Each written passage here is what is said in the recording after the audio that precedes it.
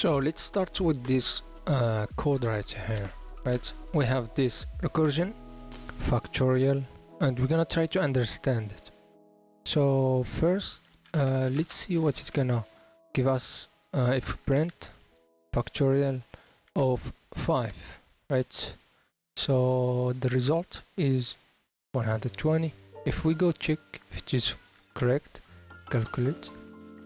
Okay, it is 120, so the function is working well. Now, how does it do that? Let me zoom a bit. So, let's see. So we have defined this function. It have this base. It return 1, and else it return n, the value that gave it, and it multiply it with the result of this function itself. So it call itself with different parameters, and the return of this it multiply it. Okay, so if I want to see what happened under the hot print in, it's gonna happen. Okay, I can see the first time it's called with 5 4 3 2 1 0. Where this value come from?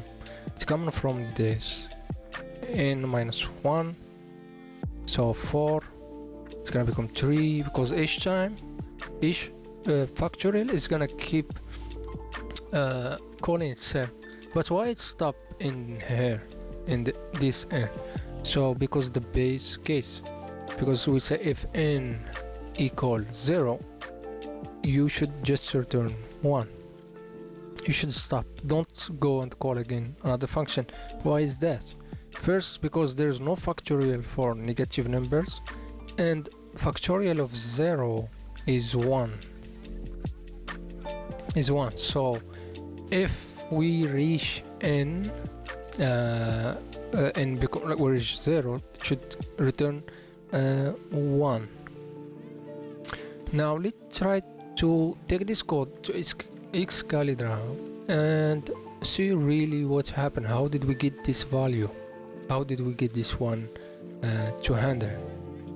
And because it's, I think like the why we get this 200, because it multiply all the results, and that is how it's like get it. Let's see, if I did 5 equal 4 equal multiply by 3 by 2 by 1, it is 200.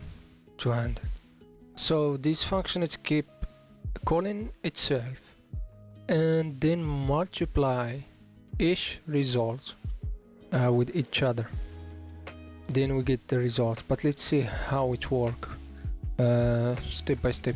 So I'm gonna take a screenshot of this. Let's go to Excalibur and let's start. So okay, hit this box right there. So the first time we call factorial with 5. So let's imagine this box is the function factorial. Whenever we see this box, now it is a function. So this is function. How many parameters it have? It have 1, so 5. Now what's happened in this function? It's gonna, in your this print, it's gonna check if n equal 0. We have 5, so it's gonna go else. It's gonna do what? It's gonna do n multiplied by the function itself with different parameter. So this function gonna return something. What is that return? The return gonna be let's see. So the return gonna be n, which is 5 in this case, multiplied by what? By the return of this function, because it's gonna call this function and then it's gonna wait until this function come with some value in the return, and then it's gonna multiply to n. It's gonna show us the value, right? Now let's do another function, right? Another blue box representing the factorial n, but this time this parameter here is 4, because n minus 1 we have n 5 so it's gonna go with 4. Now what's gonna happen just inside this box? What's gonna happen is the same code. It's gonna take int, check if it is 0, it's not, then it's gonna do it's gonna return to us, which I mean 5. It's gonna return to 5. So this function is gonna return something to function 5, right? Because 5 is waiting here, is waiting. It have 5 ready, and it's just waiting for this function to finish. Now when this function is gonna finish, it's gonna return some value x. Then this gonna do multiply this to x, and then this gonna like show us a result, right? Now let's keep going. So we said 5. It's gonna do also the same. It's gonna do else, return n. So it's gonna return something. What's gonna return? It's gonna return 4 equal multiply by what? By factorial function return. Okay, it's gonna also wait for another return. This time it is 3. I hope you are following with me. So each function is calling each other. Now this 3 inside there is the same code, right? Just different parameter. So it's gonna go 3 equals 0, no. Okay, another return with another factorial. Okay, so it's gonna be the same. This time n is 3, and we're gonna call another factorial. This factorial gonna be 2 because n minus 1. Okay, and now, yeah, you guessed it right. This one also gonna call for another factorial function. This time is gonna be called with 1. Someone might ask, okay, why this keep calling itself? Like, who is responsible for that? It's simple. We create a function and we give it some cases, and one of the cases else, and we said, okay, you know what, call this function, and inside this function it can call itself. So if it can call itself, it can keep calling itself without stop until some conditions stop it, which is we have it here. We said if n equals 0, stop, and return 1. We have the control over this recursion by this base right here. If we don't have this base, we're gonna end up in what is called Stack Overflow, I believe. So we're like, your function just keep going recursing and doesn't stop until like your computer explode and you maybe lose your job or something. I'm joking. Okay, so one is 2 in 1, and this one also is gonna do the same. So it's gonna return another recursion. This time is 1, right? And n minus 1 minus 1 is 0. Okay, oops, here's something gonna happen here. N is 0, so finally this gonna stop here because n 0 return 1.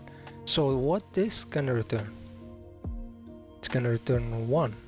Okay, there's no recursion, it stopped here.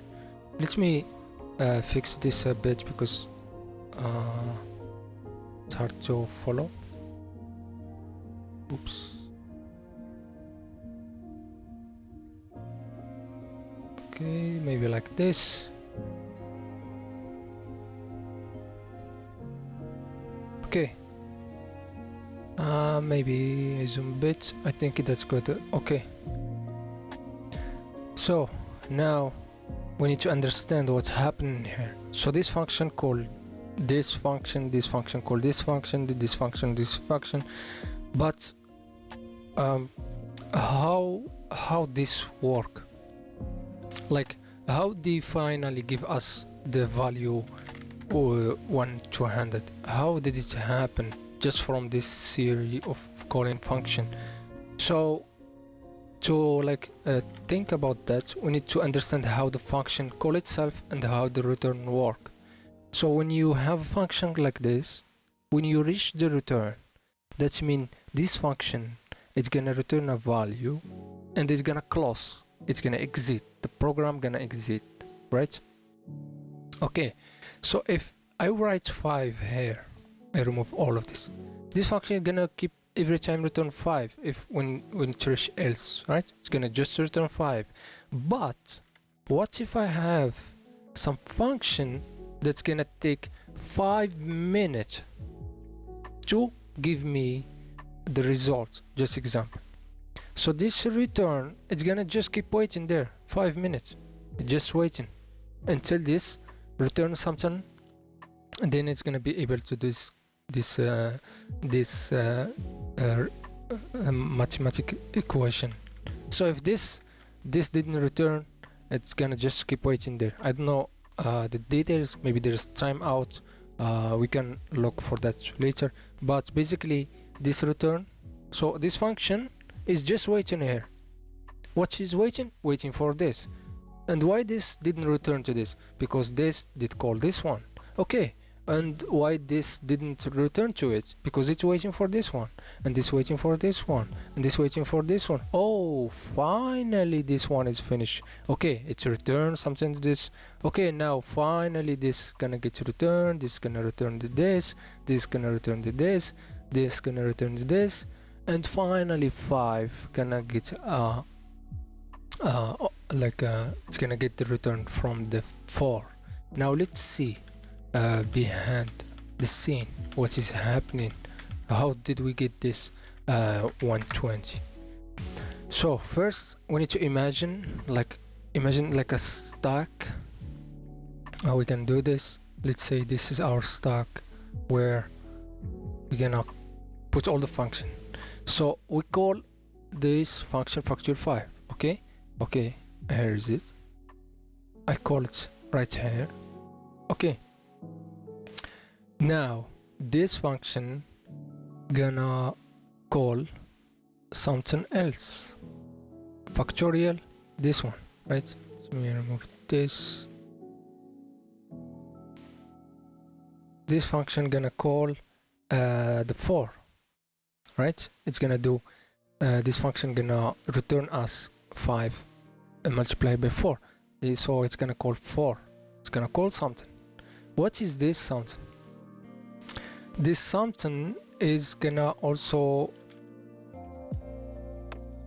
it's gonna return something like, okay, let me rephrase this. So 5, it's gonna return something here. Now this something that it's gonna return, what is it? It is 5 multiplied by return of 4. So 4 is also gonna be in this equation. So let me try to say it in this way. So 5, we call 5, it's gonna return 5 multiplied by 4. Okay, here is it's gonna return this. Now this return is also combination of return of 4, right? So 4 is gonna return here. Now this 4 itself, it's gonna call another function, right? Let's say like this. It's called another function, which is this 3, right? 3, and the 3 itself is gonna call another function, which is 2, right? And 2 is gonna call another function, which is 1. When I say 1, I mean the n, the parameter of it, but it is same function, factorial. Okay, now the last one is gonna call the 0, right? Now the 0 is gonna call another function, right? No, it's not gonna call another function. Why? Because 0 is gonna return 1, so this one gonna return 1, right? Okay, but we still didn't understand how did we get 1 to 120. So this gonna like keep going until this one. Then the mathematical equation it will start at the end. In recursion, always the like the everything like starts at the end and then it keep coming back to the top, right? So can I know the result here? What this gonna return? No, I will never know what this can return. Why? Because it depends on this one, and this one depends on this one, and this one depends on this one. So if this one didn't finish and this one didn't finish, this new didn't finish, I will not know. So I always need to wait for this cycle to end. Okay, did it end? Yes, it did end 1. Okay, finally I can do my math and see what it's gonna return. So this one here, 0, what is gonna return? It's gonna return this value. To what? To which function? It's gonna return it to this. Right? What it's gonna return? It's gonna return 1. That's it? Yes, that's it. 1. Because right here. It's gonna return 1. Okay. Now this function 1, so this 1 gonna return it to this. So this is get 0. So this is 0, right? The function 0. So it's gonna return 1 to this. 1, value 1. Now this function 1, it have a value like the return of it is 1, right? Where it is get it? It's get it from the function 0, right? So because function 1, it is right here, right? And it's doing 1 equal 1. Okay, I will pause a bit. Let me rephrase or redesign this. So we say we are in function 0. It is the last one, right? It return 1 right here, right? Where it return it? It return it to 1, to function this one, number 1. Now when it return it to number 1 did this equation right here. It's called 1 multiplied by what the return of 0, which is 1, right? What is that? 1 multiplied by 1. What is called? It's gonna be 1. So this function here, 1, it's gonna return to 2, 1, and this also gonna return 1, right? Now this 2 right here, function 2, it have this equation. This is what 2 gonna return, this is what 1 gonna return, this is what 0 gonna return. So 2 multiplied by the return of 1, which is this line right here, 1. So 2 multiplied by 1. So 2 gonna return to 3. What? 2 multiplied by 1 is 2. Right? 2. Now this 3, it got 2, but 3 itself, what's gonna return? It's gonna return this, which is this one right here. It's gonna return this, right?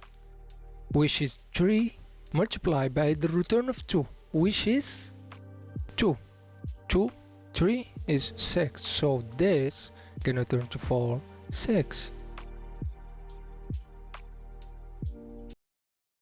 Okay, I think it's clear. So 3 gonna return to return 6 to 4. Why? How did we know 3 is gonna return 6 to 4? Because 3 it have this condition as others, and n is 3, and the factorial n minus 1, what is that? Is 3 minus 1 is 2, which is the function 2 here. Here is it, right here. So all I need to ask is what's 2 gonna return? and 2 gonna return this equation, or just look at this and this and combine them together, because 2 is 2 equal 1, 2 multiplied by 1, so it is 2, so this 2 gonna return 2 to this, right? Because the return of 2 is dependent on the return of 1, and 1 was 1, so 2 multiplied by 1 is 2. Okay, so now where we did reach? We reached to 3. 3 we said it's gonna return 6. Okay, let's see. If 4 got 6, now finally it's gonna function for do this multiplication, which is 4 multiplied by the return of 3 that we know it is 6. So 4 multiplied by 6, I guess it is 12. So where this 12 gonna go? So 4, it's gonna return 12 to 5. 12.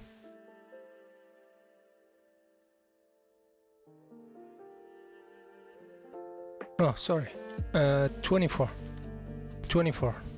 6 multiplied by 4, not 2. So 24, it's gonna return it to 5. Okay, now 4 did 4 multiplied by return of 3, right? And the return of 3 was 6, so 4 multiplied by 6 is 24. That means 4, it's gonna return 24 to 5. Okay, now 5 finally from the beginning it's waiting for all of this, just waiting. Then what it's gonna do, it's gonna say okay, 4 return me 24, and then like 5 multiplied by 24, what it is. So finally this can do this math operation. 5 24, 5 24 is 120. Finally this can return 120. So this is a recursion. I think this is how I understand it. If it was confusing, it's okay. There's many ways to understand it. If you didn't understand it, just give it time. Like it's really, I didn't understand this in 1 minute. It took me a lot. And one of the things that help is this website. But before we go to the website, let's just see what we are looking at here. So it starts with 5. 5 call 4, 4 call 3, 4 call 2, like we see here. 2 call 1, 1 call 0, and then it ends at some point, and then it starts coming back to the start. So one thing that can be confusing, or what one confusing, is like how they communicate with each other, or how they come back to each other. So it's like it's split to 2 phases. The first phase is the calling. This calling this calling this, and no one is working, they are just waiting, right? Understand that this function is waiting for this to finish, then it's gonna do this math operation. Now when they're gonna reach to a dead end where there is no calling anymore, then this gonna return to this. Now this is the falling back, they are falling back, and this depend on this until it reaches to this one. I hope this helpful. Maybe come back to this video and just take a look. Now what is the website that's really help with this? There's this website. Let me copy the code. This one, I think you know it. This one really helpful. Visuals. Let's see what's gonna happen here. Okay, next.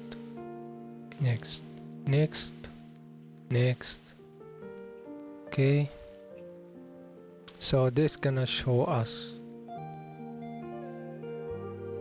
how did we get to 120, but I forgot how to like make it work. Okay, I paused the video and I found out how it works. I believe it show here, show all frame.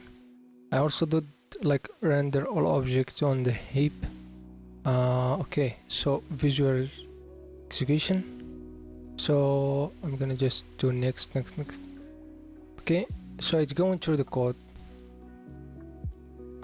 and you can like see this graph that will help you to understand recursion. You can go through it yourself and see it, and maybe in PLD we can see it together. Okay, I will pause the video here.